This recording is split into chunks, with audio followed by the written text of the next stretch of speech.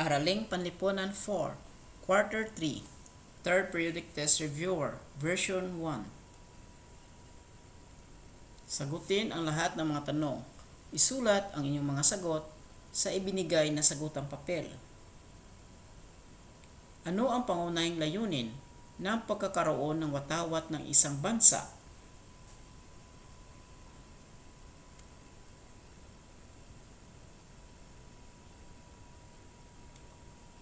Alin sa mga sumusunod ang hindi kabilang sa mga elemento ng pagkabansa?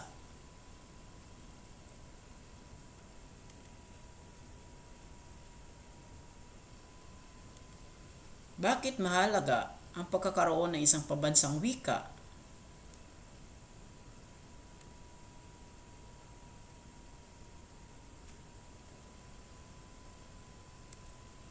Ano ang kahalagahan ng mga simbolo ng bansa tulad ng pambansang ibon, bulaklak at puno?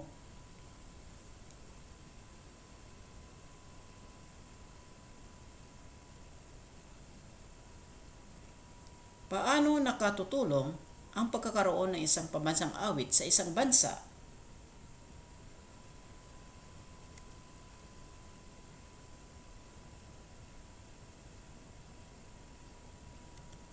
Ano ang tawag sa pinakamataas na sangay ng pamahalaan ng Pilipinas na may kapangyarihang magpatupad ng mga batas?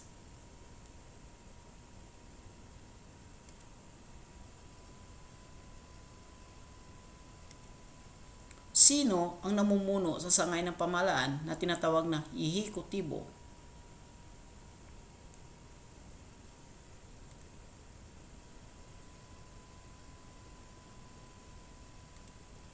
Alin sa mga sumusunod ang bahagi ng sangay ng lehislatibo ng pamahalaan ng Pilipinas?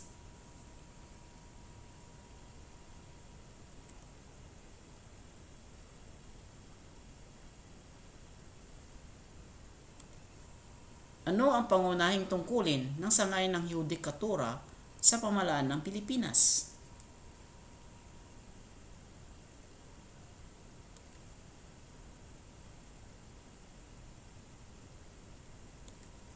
Paano nakakatulong ang mga checks and balances sa balangkas ng pamahalaan ng Pilipinas?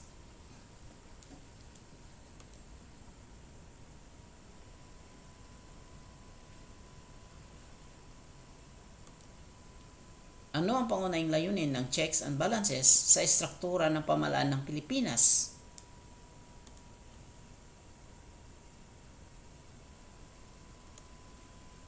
Alin sa mga sumusunod na sangay ng pamahalaan ang may tungkuling magbuto ng mga bagong batas at magpasa ng mga batas?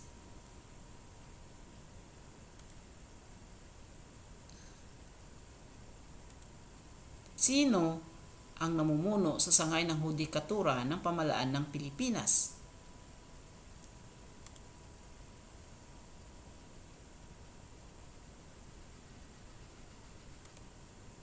Ano ang tawag sa pinakamataas na opisyal ng ehekutibong sangay ng pamahalaan ng Pilipinas?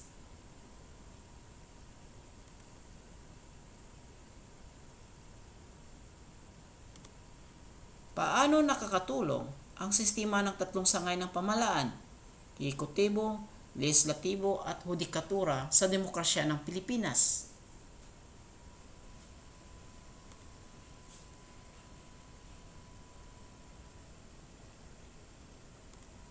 Alin sa mga sumusunod ang layunin ng mga programang pangkalusugan ng pamahalaan?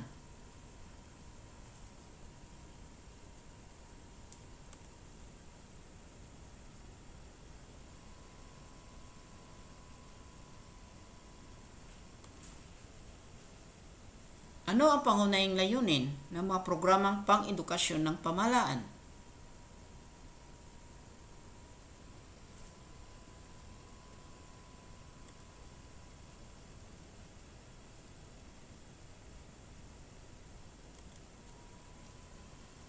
Alin sa mga sumusunod na programang pangkapayapaan ang isinasagawa ng pamahalaan upang mapanatili ang kaayusan at katahimikan sa bansa?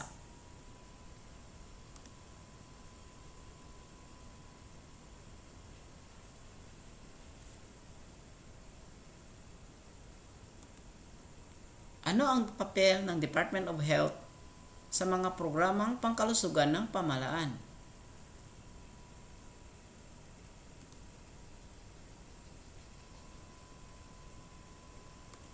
Bakit mahalaga ang mga programang pangkalusugan, pang-edukasyon at pangkapayapaan sa pagpapabuti ng kalagayan ng isang bansa?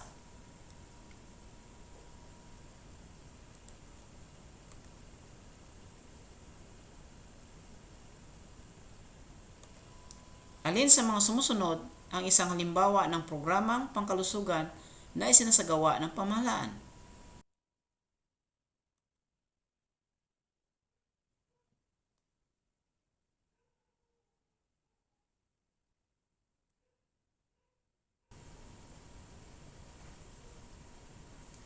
Ano ang layunin ng mga programang pang-edukasyon ng pamahalaan tulad ng K-12?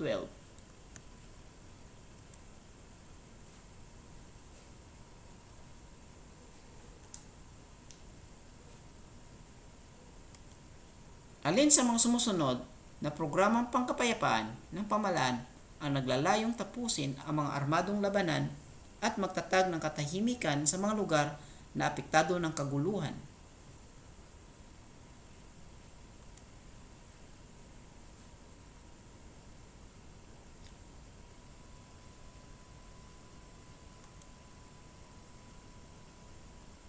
Ano ang layunin ng Universal Healthcare Program na inilunsad ng pamahalaan?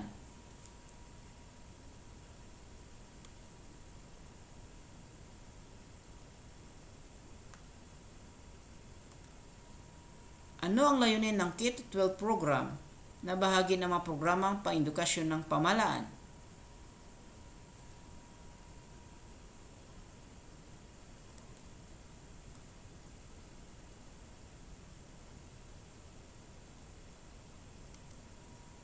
Alin sa mga sumusunod na kagawaran ng pamahalaan ang responsable sa pagsusulong ng mga pulisiya at programang pang-ekonomiya ng bansa?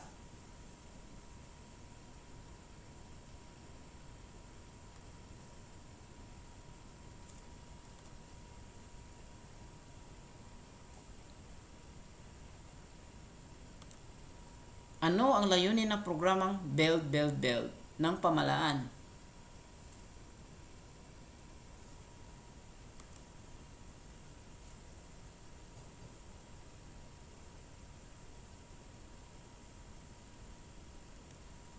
Alin sa mga sumusunod na ahensya ng pamahalaan ang namamahala sa pagpapalago ng sektor ng agrikultura at kalikasan?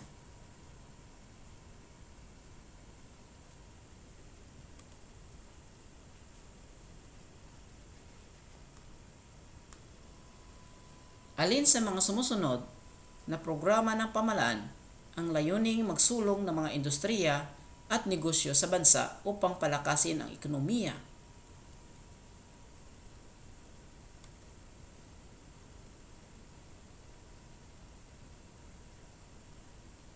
Ano ang layunin ng Sustainable Livelihood Program ng pamahalaan?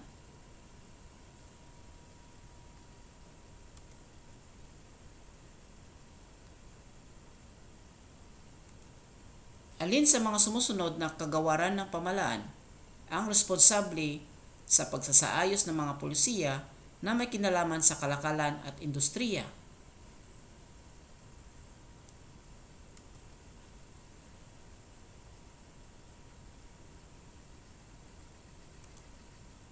Ano ang layunin ng programang Pundo sa Pagpapautang ng Kagawaran ng Kalakalan at Industriya?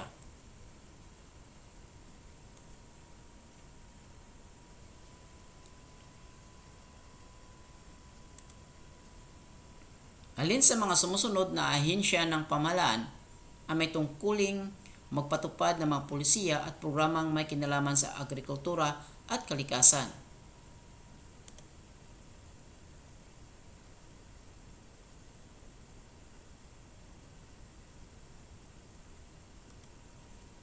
Ano ang layuning programang Build, Build, Build ng pamahalaan?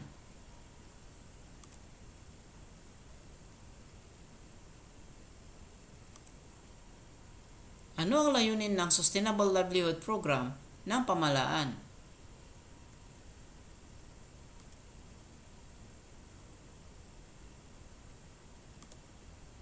Alin sa mga sumusunod na programa ng pamahalaan ang tumutok sa pagtulong sa mga puok na mahihirap at nangangailangan ng pinansyal na suporta?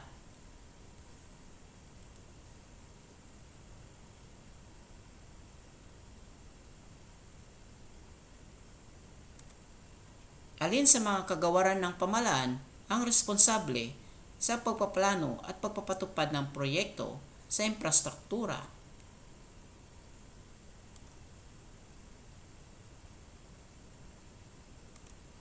Ano ang layunin ng K-12 program na isinasagawa ng kagawaran ng edukasyon?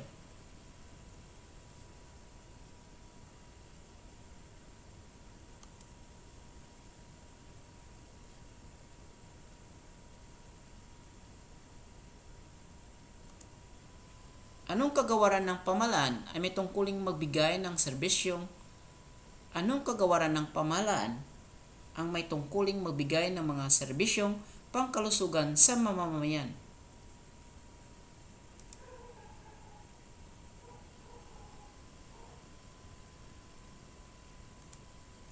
Alin sa mga sumusunod na hakbang ang pinakamahalaga sa paggawa ng istruktura ng pamahalaan sa isang presentasyon?